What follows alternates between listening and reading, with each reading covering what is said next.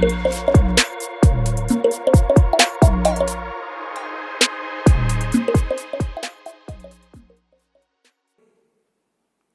have received the power not only over sin, not only to stand before God, but the power to be God's agent.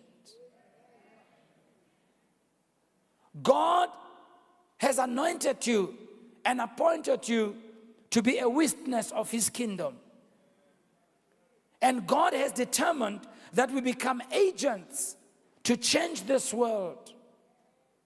God not only empowers us to defeat sin, but to share and display his loving message to the world. When Paul talks about us in 2 Corinthians 5:19 and 20, he says, God has committed to us the message of reconciliation. He says, therefore, you are ambassadors for Christ, as though God was making his appeal through us. You and I, we should be known as people who spread God's love. You and I should be known as people who reconcile others, because God has changed us to become his agent. Because of the resurrection life, God has helped us.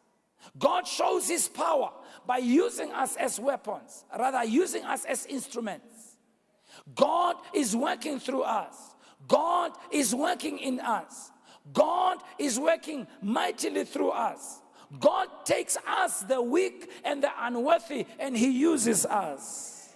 God uses you as a peacemaker. God uses you as a reconciler. God uses you to bless other people. Why? Because God has made us his agents. We are God's agents. We are filled with his power. Because he rose from the dead, because of resurrection, we can stand forth and shine the light to others. Number 4, through the resurrection, we have the power to be conformed to his likeness. Resurrection power is the greatest accomplishment that helps us to conform to the likeness of Christ. Why? We are forgiven for our sin.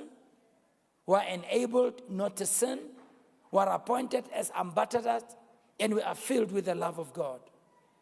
2 Corinthians 3:18 says, and being transformed into his likeness with ever-increasing glory which comes from the Lord, who is the Spirit. So you and I have been changed into his likeness. Can you imagine what that means? Think about yourself. That you are like Christ. Many times oftentimes people think of themselves in a negative way. The reality is, the less we know about what Christ has done in our lives is the less we can manifest his glory.